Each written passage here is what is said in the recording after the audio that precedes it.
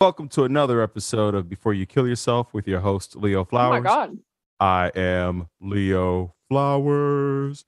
Right now, I have Carmen Lynch, who's getting real cozy on the couch right now. Oh yeah.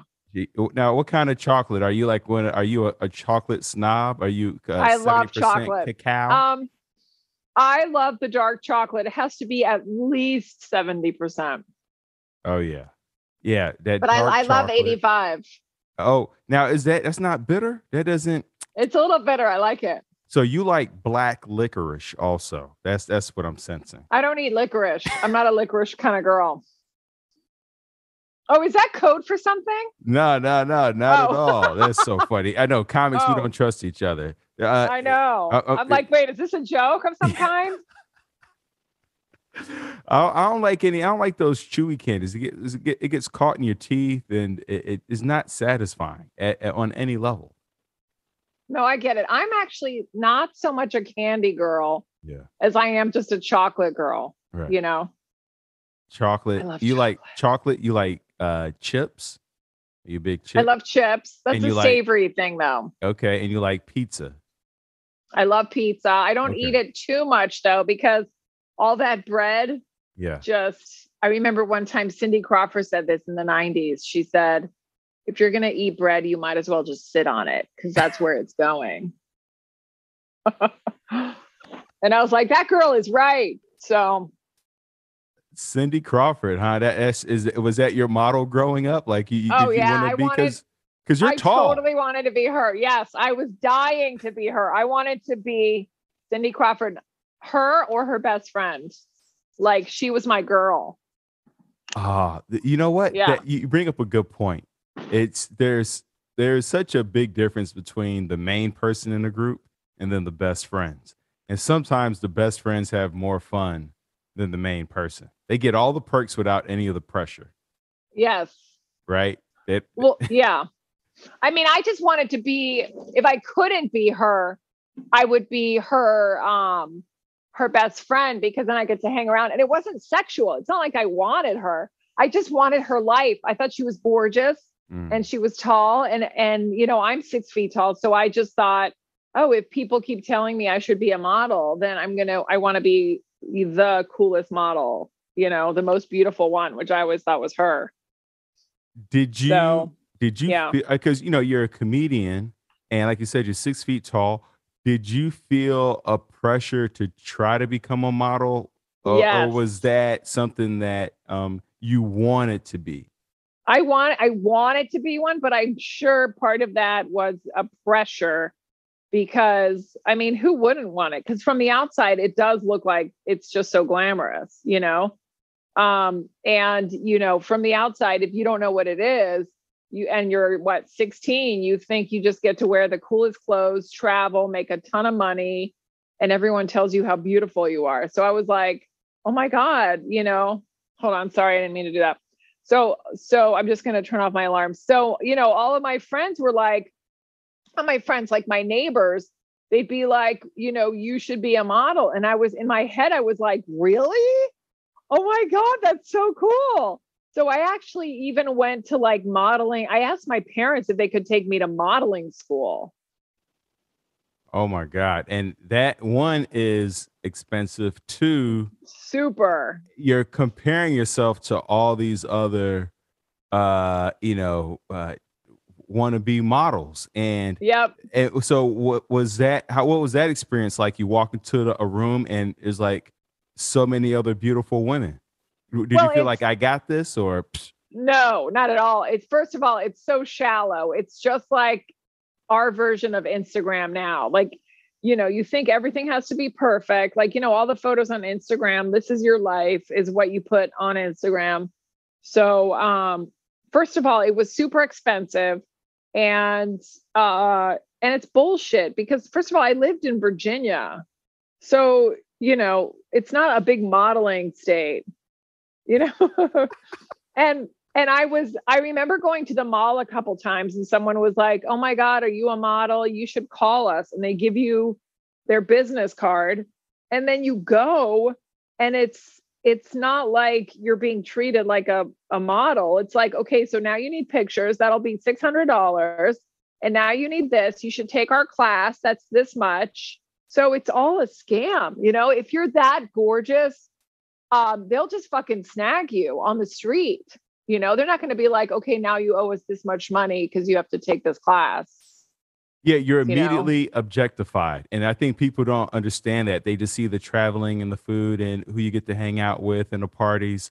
But you become a number. You become a fight. Like, how much money can you bring in? And then also, like, you know, your height, weight, hit. I mean, did you feel a pressure to start dieting and eating a certain way and working out? Did that come into play? But later in life, like, I think in my 20s, when I moved to New York City, this was before stand-up. I was like, oh my God, I'm in New York City. Now this is where you can get discovered. You know, this is like the land of whatever talent you want, whether it's singing or dancing or modeling or whatever. So I felt this, and I wanted to give it one last hurrah. So I was like, because someone did approach me in New York, and they were like, just come to our go-see. That's what they called it, a go-see. And then I was like, oh, I need to be super skinny. So, and I was already thin, but I don't know. I guess it just felt like I was in control if I, you know, didn't eat. And I was like, this is awful. I'm starving, you know? But then after a while, I was like, I discovered stand-up, and I was like, fuck everything else. It's so much easier to just be yourself and eat a cookie and just do nothing, you know? But you don't seem like a person who can just sit and do nothing. Like, I look at your Instagram, your horseback riding, your rock climbing, you know, and for the listeners out there, Carmen Lynch and I've known about you for a very long time. When you released an album, I downloaded immediately on Spotify and listened to it. I'm a huge fan. I love watching your TikToks, and but we got to hang out together on a military tour where we went to Guantanamo Bay. Where else did we go? I think we stayed in Cuba the whole time. Oh, that's right. But we did a lot of stuff. We went snorkeling, and I still have the seashells from that cave that we went to. Did you make a necklace? What are you doing with that? I have like a little, this is so girly. It's so Bed Bath & Beyond. I have like a little bowl in my bathroom that has like all my shells. But, you know, I'm kind of proud of us. Like we went snorkeling from that boat into a cave and just found these giant shells. And then I was so freaked out that like, if I put them in my suitcase, I'd like open it and like some gross snail would come out. So I like boiled everything. I boiled all the shells for like 24 hours and made sure there were no like cooties from the ocean. And I have them and I love them. That's so funny. I did not know that you boiled the shells. I Googled everything. I was like, what if I get some disease from the water or some like tiny microbacterial fish, you know? So I did everything it said, and it said to soak them for a while. I was like, all right. I mean, that's real talk. I mean, yeah, because you definitely don't, you know, I mean, you know, you look at SARS and Ebola and all these things that people are getting from bats, and even spinach, you know, causing these breakouts. So there's some logic to how you were thinking. But, you know, growing up and being, were you always tall, or were you like 5'2" in, you know, 5th grade and then sprout up to like 6 feet in 7th grade? No, I was always one of the tallest in my class. Like I moved from Spain to America when I was 8.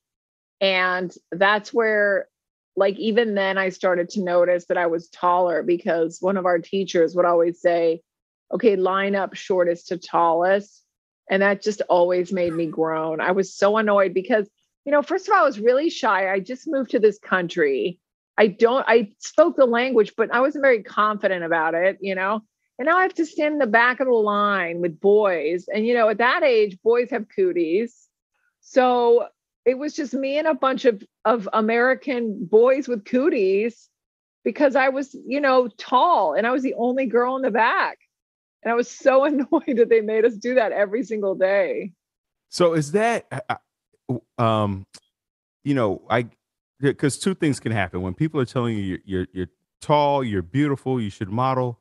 Um, Two things happen: either you're you become the most popular kid because you're tall and beautiful and look like a model, or the opposite happens where because like you're shy and you're not very confident and you're new to the country, that you don't see yourself the way that people are seeing you. What was your internal dialogue and how did that change through the grades?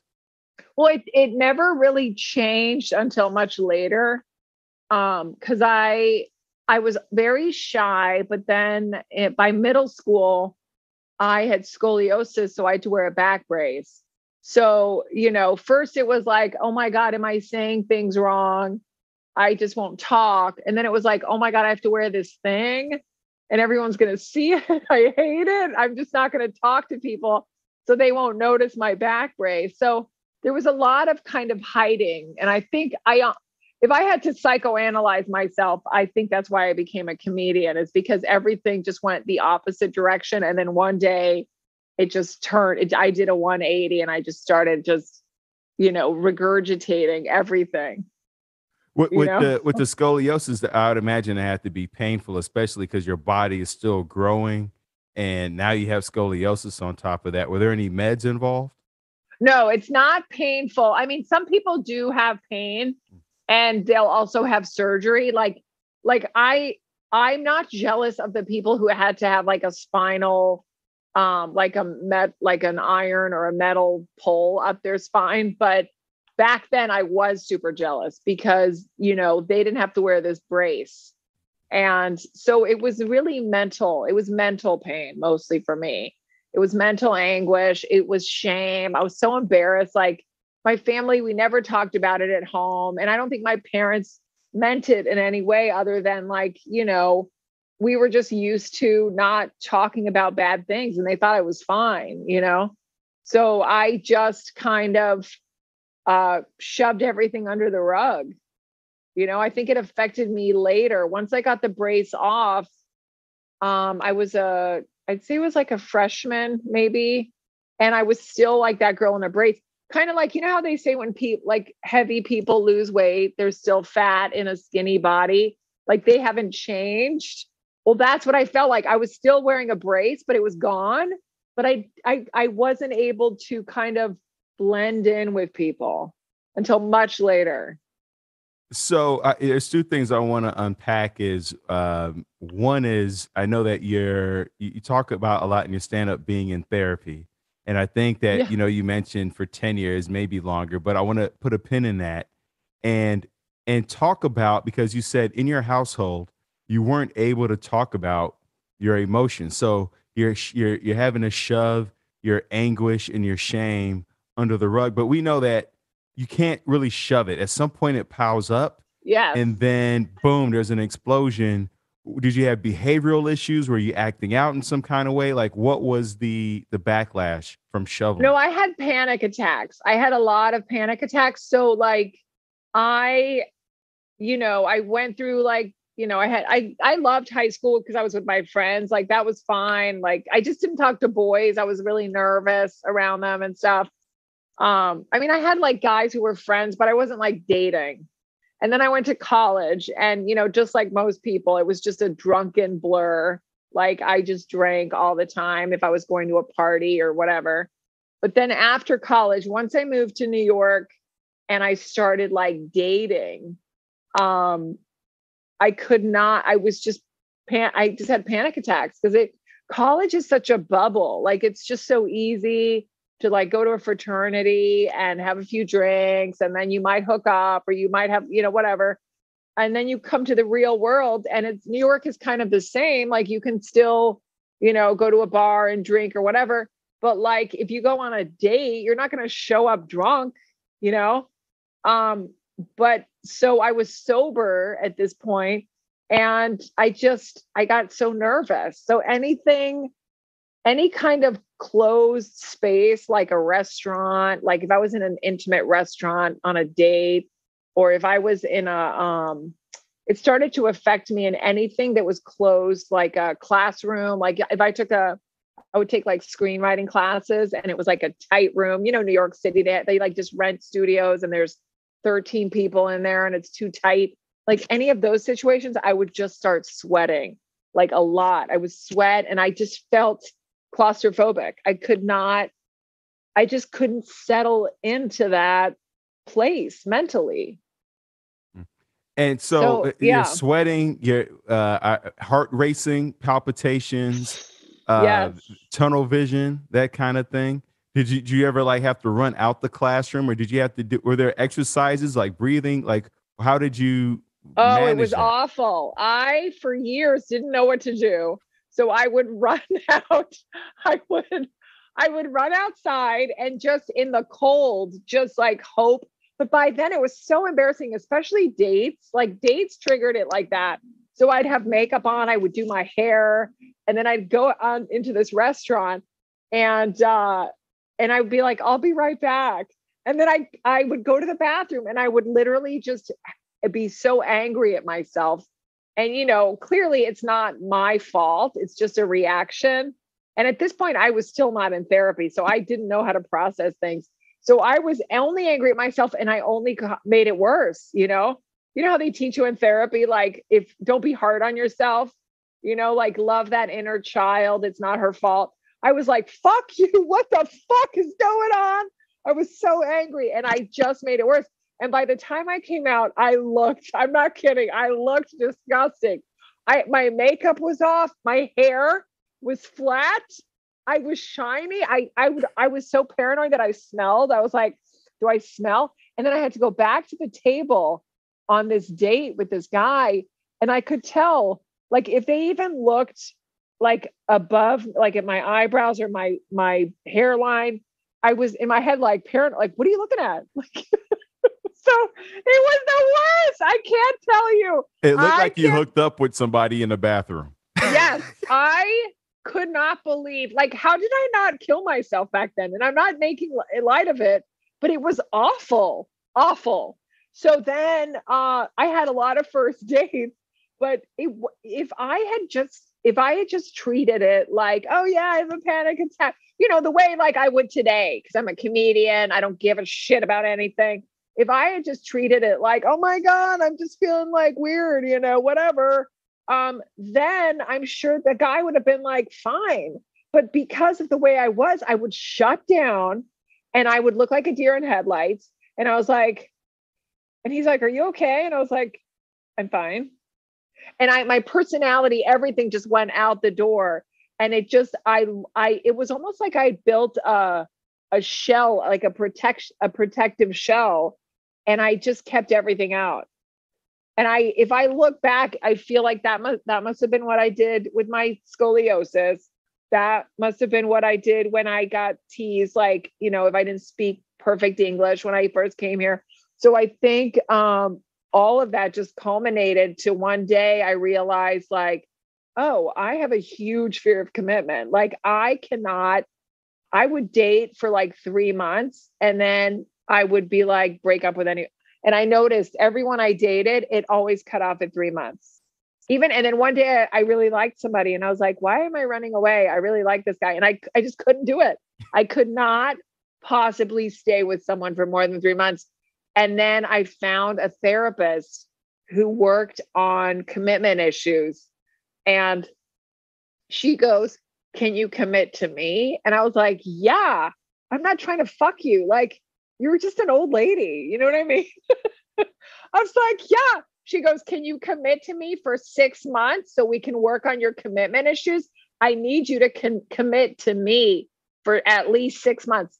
Okay, it's been like 13 years and I'm still with her. Wow.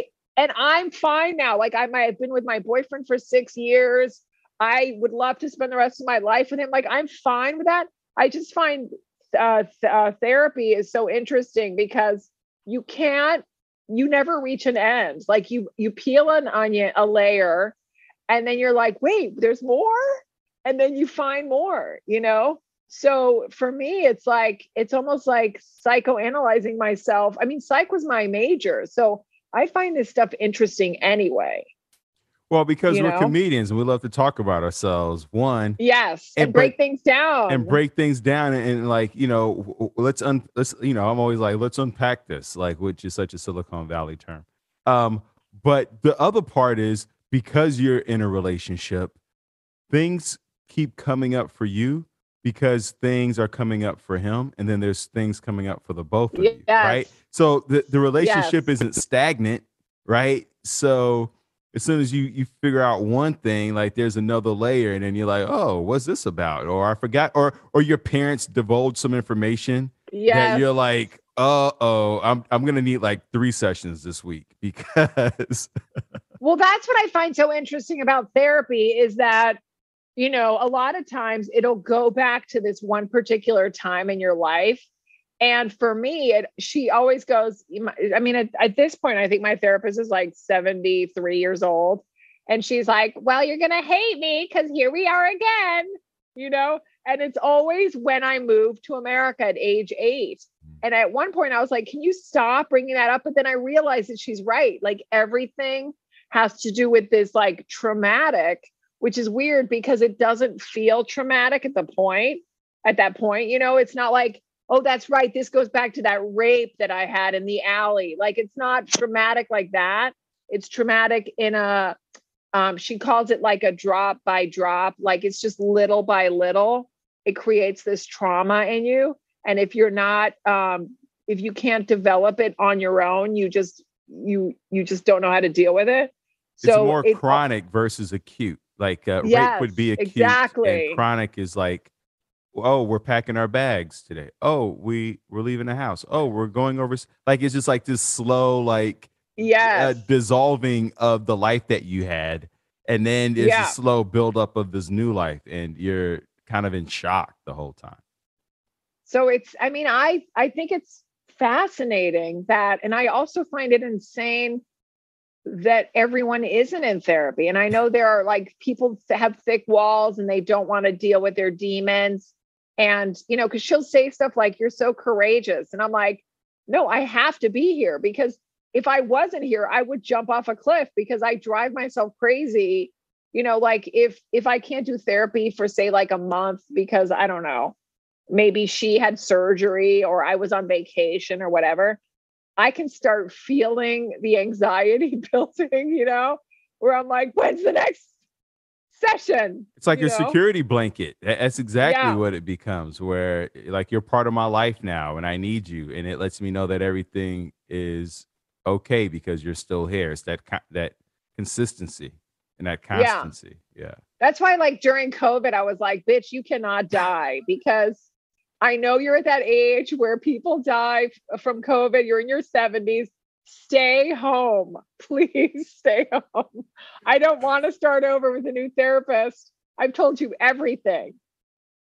This is why, like, because I have a teletherapist too, so we never met in person. I'm assuming you met your therapist in person. Oh yeah, right? Yeah. I mean, we still do. We've been doing phone. Oh, and this is the other thing. Like, she wants to do Zoom, but I just hate Zoom because it's just easier for me, like, just talking to friends. I don't know if I'm old school, but it's just easier to get on the phone and just analyze on the phone like this. And she's like, I think sometimes it'd be better to Zoom. And I was like, no, I don't want to see your face. I don't want you to see mine. When I Zoom, I look at myself. I don't focus on the other person. I'm just like, what the fuck is that line? So I'm like, no, but I think we're going to start doing in office again in 2022, which I do like. I love in office. I love it. Yeah. My teletherapist is like, she doesn't know how to adjust the camera. So the whole time it looks like this. It's just eyes. Yes. She's like the guy from Home Improvement. Like, you never see the rest of his face. And I said something to her, and she's just like, so, it sounds like, like, she never quite answers or responds to, or even adjusts the camera. She's a little bit older. And but like, not like old where she doesn't know how to do this, where she doesn't know how to adjust the camera. She's like maybe in her 50s or something. That just sounds like my parents. My parents will be like this. Yeah. Just one and I'm eye. Like, I'm right here. Yes. Earlier you were talking about how your parents, or at least you felt like you grew up in a household where emotions weren't discussed.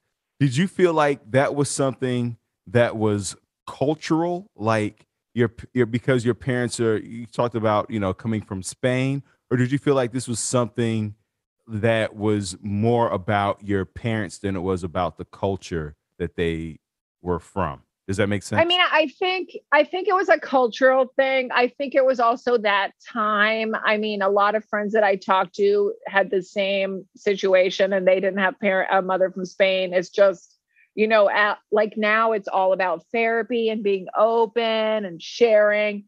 And back then it was like, if something wasn't going well at home, you kind of kept it in the house, And I don't think I was necessarily like the kind of kid that always asked for help. Like if I was lonely, I wasn't like, I'm lonely. I'd just go upstairs to my room and like play with my dolls and still be lonely. So I think it just depends on the child's personality too. Like if no one's asking for anything, they're fine. Whereas like, I think, I don't think anyone can understand that unless they're either a therapist or they've been through something similar. Like if I had a kid and she had to wear a back brace, obviously I'd be like, let's talk about this. Even if she didn't want to, I'd be like, no, we need to talk about this because I don't want you to keep it all inside, But I think it just depends on, it can be a number of factors, So you talked earlier also about loving that inner child. What does that look like for you? How do we love our inner child? And is it the 8-year-old child? And which inner child are we talking about? The 3-year-old, the 8-year-old, I mean, for me, I think it would be, I'm not really sure I'm sure the child can change ages, but for me, it's just like being aware, because my therapist says that your creativity comes from the child within you. Like that is the nugget of creativity. And if you're ignoring yourself, it's really about being in touch with yourself, and my biggest issue has always been like, I just tend to look for things on the outside to satisfy me, if I'm dating someone, I'm like, pay attention to me. Or, we're in the arts, so we're crazy people. So it's like, we want to be not necessarily famous, but successful. And all that stuff is external, and just realizing that, all of your happiness that you need, it's already inside of you. You don't need to be, you don't need to change. There's nothing missing from you that will make you happier. And learning that has affected me so much. Like, because, I don't know if like when you're little, everyone's like wants to be famous or rich or be popular or, whatever. And it's like, I know, and it's hard, but I know that if everything I need is inside of me already, I don't give as much importance to the external stuff, like it's okay to want like an HBO special or $1 million or all that. But those things are, my therapist would say, temporary satisfactions, So if I'm rich and I went to buy a Ferrari, I mean, that's fucking awesome. But after a while, I'm going to be like, what else? So, I'm going to keep replacing that. Or, it's transitional, right? It's not permanent. It's transitional. Whereas what's inside of you, it's not, so I really have to, it takes a while, but you have to just look inward all the time. But what does that mean? What do you mean? Oh, okay. Meditation. Like meditation or, it's okay to feel needy and wanted. Like if I want to be with my boyfriend, I'm like, can we please just pay attention to me? I'm feeling a little down because I didn't get this part on this commercial or whatever. Like I get that, but in the long run, it's helpful to be like, wait, I can fulfill my own needs. You know, I don't need anything from the outside. Sure, I can love someone else or I can want something else, but what's going on within me at that moment? And a lot of times it does work. I go, okay, let me see what's going on. And if I just kind of just love myself, like pay attention to myself, it doesn't it does feel better, you know, after a while. And it could be like writing more, you know, where I'm like writing about my feelings, or just not needing something from the outside. It sounds like it's about like either sitting with your emotions like meditation, Yes. Or creating something, saying, you know what, everything I need is within me, so I can write. I can, for me, sometimes it's cooking, or Yes. or sometimes I'll just do another podcast. You know, I'll just throw up another you know, thing, create something. Or like for me, it's painting too. I love painting. But most of the time, and I've learned this more throughout the pandemic, especially when we weren't performing, is not doing anything at all. Like I was constantly just trying to fill my day with doing. And then I was like, no, just be. So just be with yourself, doing nothing, and all this stuff starts to come out, you know. And that, to me, doing nothing, it like, I start going so creative. Like, you know, it's like one of the things that I read is that I didn't do that during the pandemic that gave me a lot of anxiety was that I would sleep next to my phone because I was doing so many TikToks because there was no stand up. So I would wake up and I would check my TikTok and and it just created this anxiety. And then now for like, I'd say the last year, maybe a little more than a year, I sleep with my phone in the kitchen. I leave my phone in the kitchen unless I have to like get up at 6 a.m. to go to the airport or something like that. But I usually leave my phone in the kitchen, and then I go to bed. And then when I first get up, it's weird. I've gotten to the point where I don't even run to check my phone first thing. Like I just wake up, I'll do my stretches, I'll make coffee, and it just feels good to like be like, oh, I should check my email. But it like an hour's gone by already.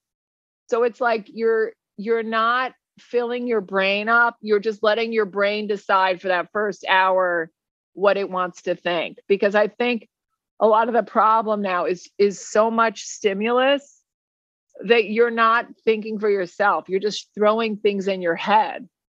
You know, whether if and that's like, I don't mean just like going on TikTok, but like finding your phone and reading the news, finding your phone and texting, like just do nothing for a while, you know, just wake up like they did 20 years ago. And it feels really good. Yeah, you know, because as soon as you open the phone and you start reading the news, it puts you in that fight or flight. Like, what's happening in Detroit? What's going on in Sri Lanka? The stock market? What? And you know, car crash. This, and it's like, wow, I hadn't even like stepped out of bed yet. You know, and the world, it feels like it's collapsing, and that's going to put you in a panic attack for sure. Yeah. What? You know, you like you said, you've been in therapy for 13 years. What four emotions do you struggle with the most?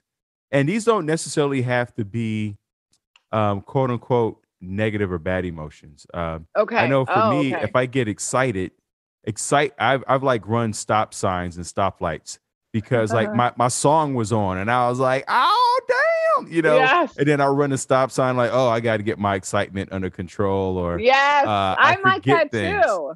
What? I've done that. Talk about that.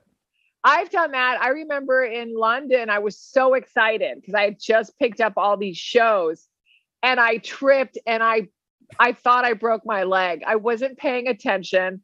You know how in London they have on the trains, it says mind the gap because there's a big gap. I did not mind the gap and I fell so hard.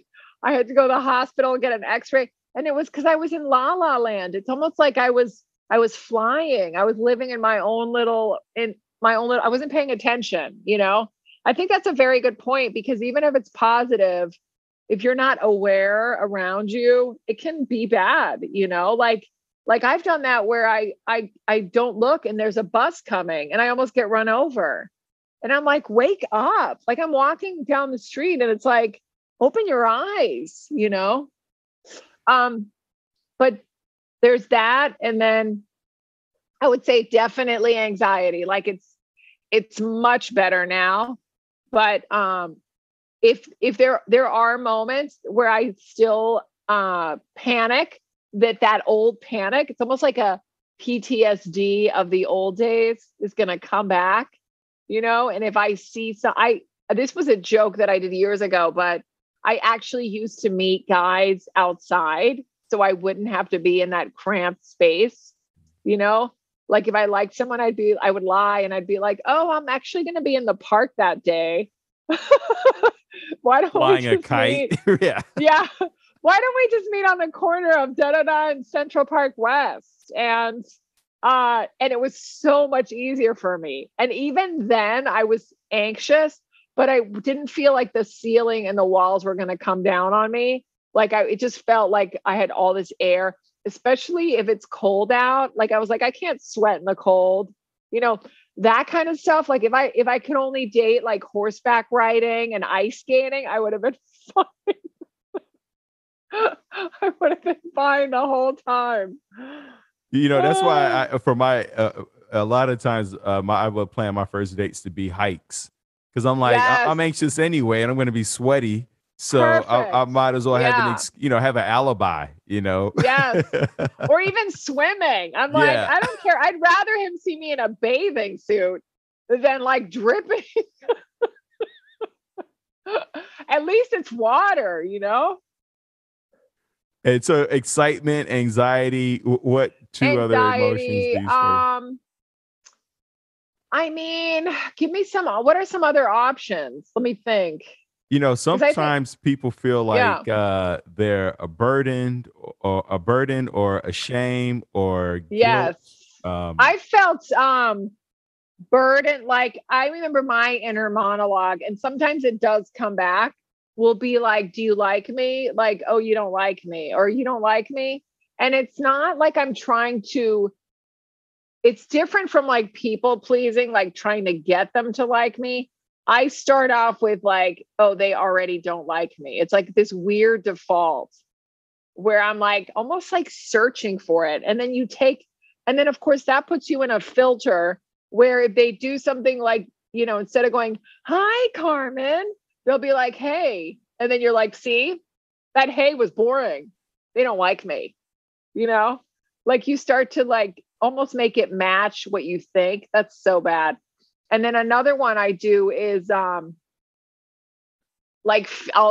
fears. Wait, what does my therapist say?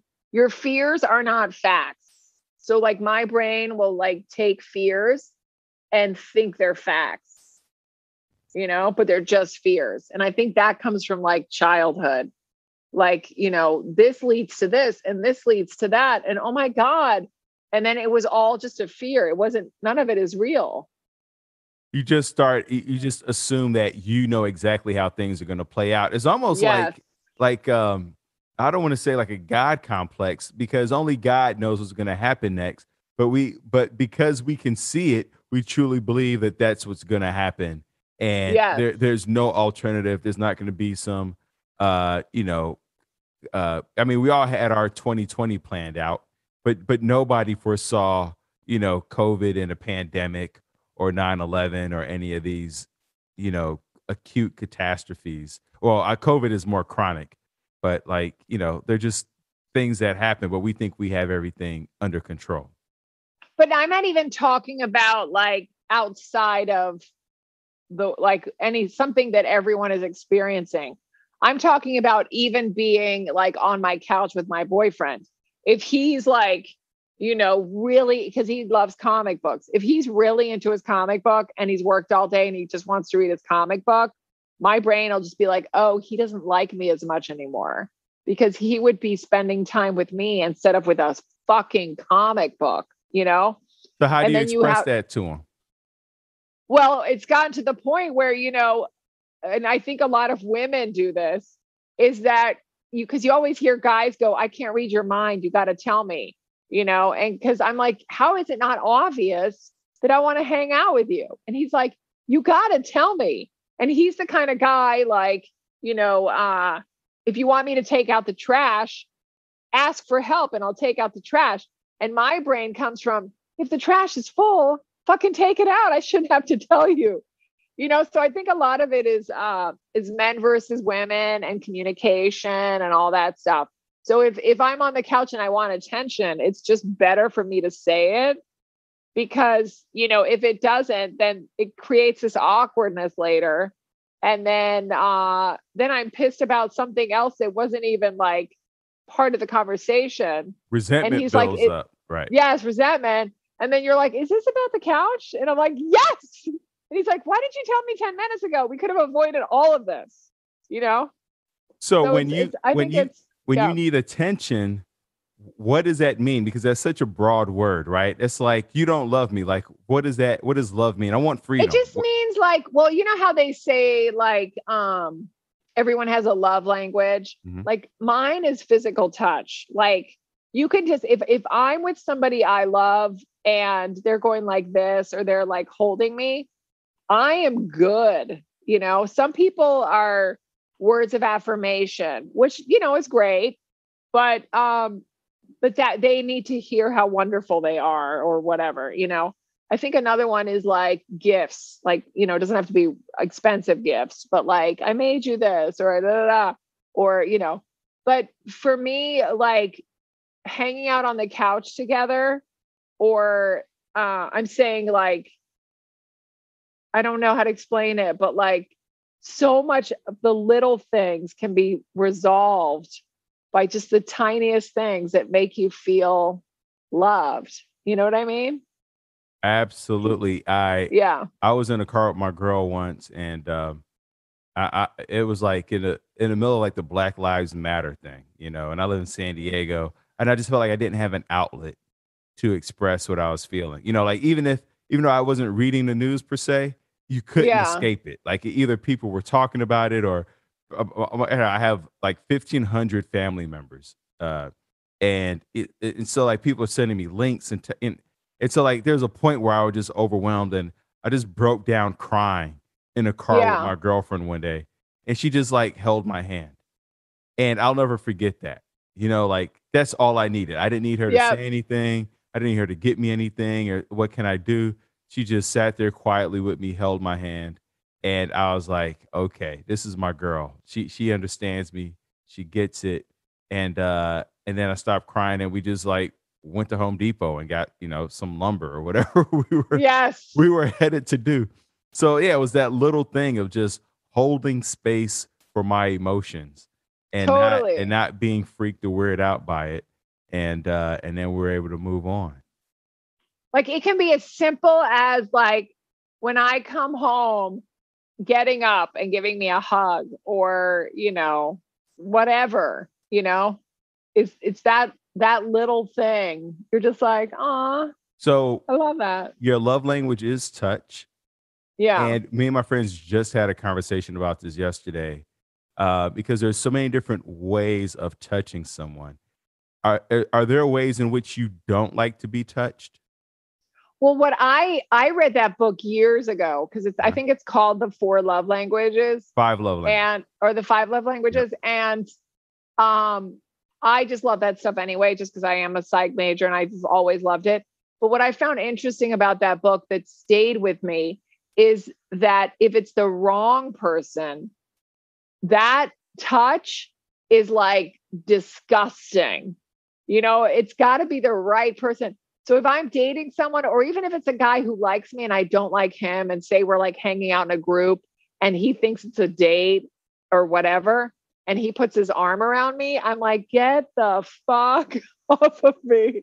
And the same with a guy, if I like the guy, but we're not dating, but I'm attracted to him, and he like opens the door for me, or he touches like the small of my back, like that feels like he just gave me a wedding ring. It's so funny how it just depends on the person, Absolutely. Right. Is it a stranger? Is it Yeah. Who was, is it, who was it? Weinstein?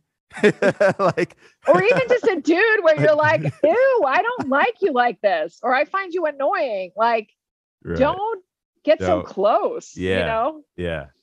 Absolutely. That's so true. So what are you looking forward to right now, Carmen Lynch? What's getting you up and out of bed in the mornings? Oh my gosh. I love painting. I'm trying to write a book. Well, I am writing a book, I should say. I am writing a book. I'm up to 300 pages, but I just need to edit it and rewrite it. You know, it's that first draft where you just read it and you're just like, oh, like, so I love rock climbing. I love painting. I love figuring out my day, and I love traveling still. Like, we're going to Prague in about a month, and I'm super excited if COVID doesn't ruin it.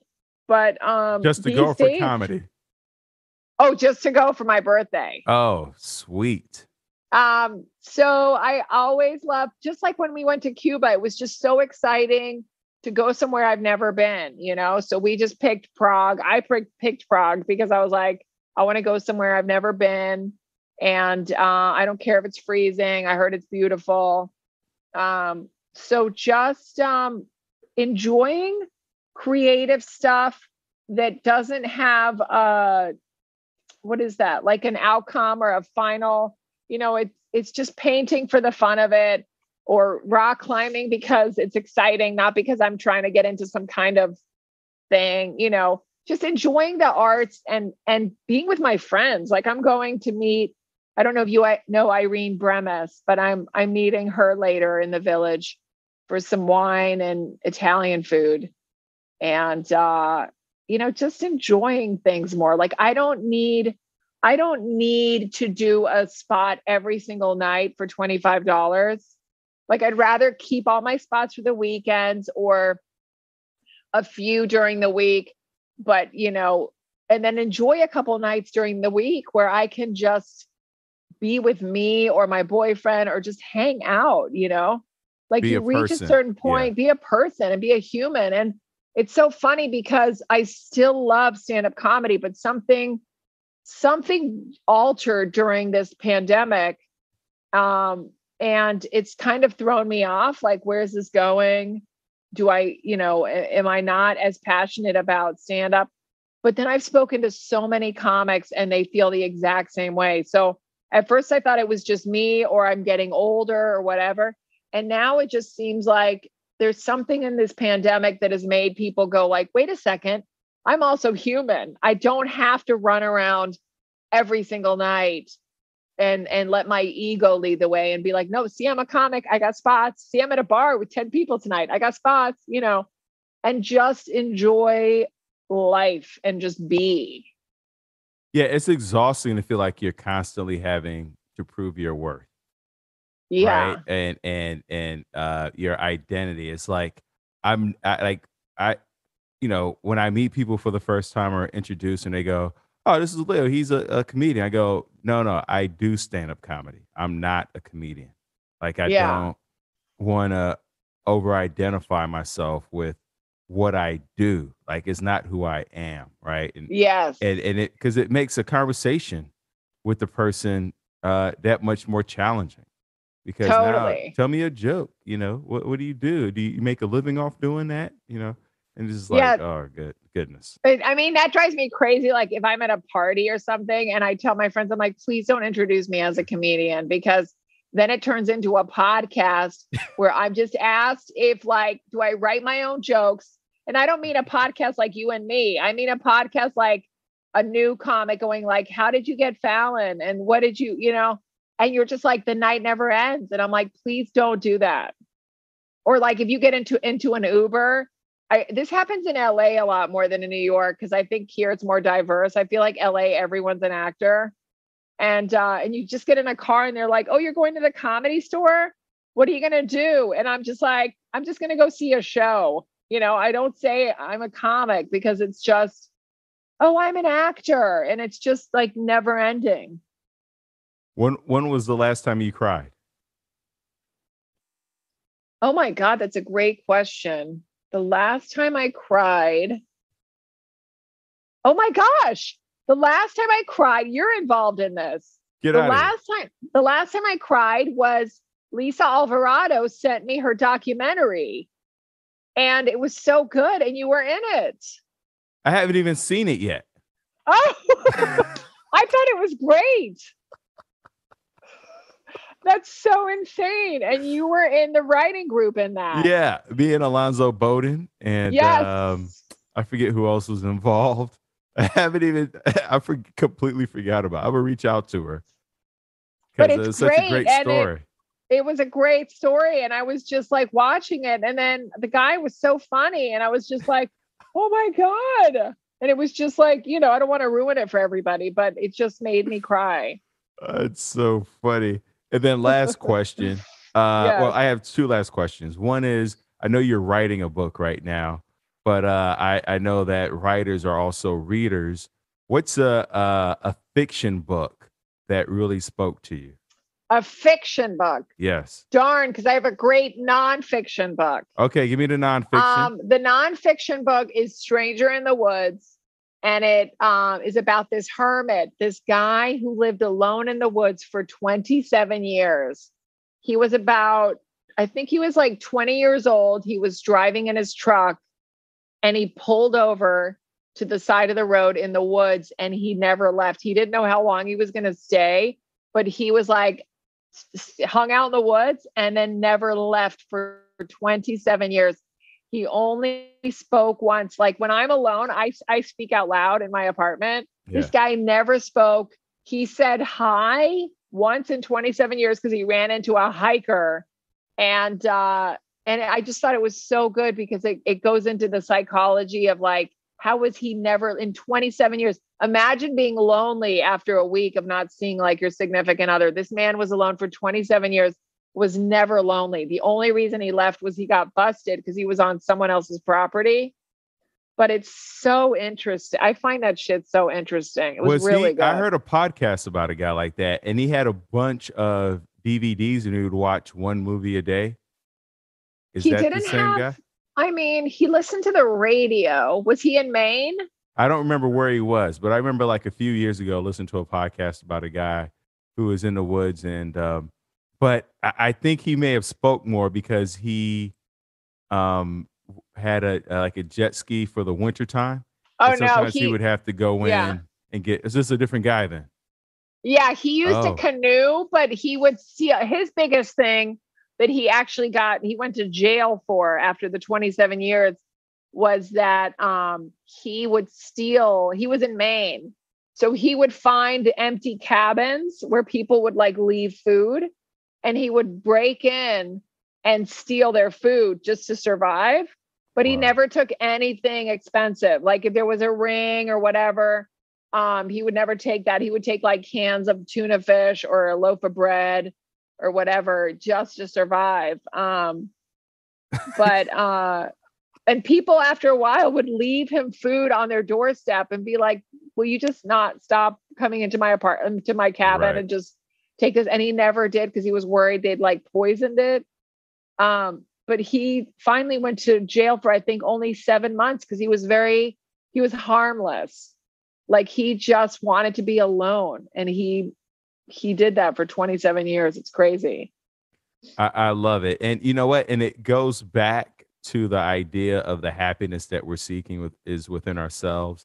And because there's so much of a push, you've been dating for 6 years and I'm sure you're getting like, when you guys going to get married and that kind of talk. And there's such a push to like be with somebody, especially Christmas is approaching here quickly.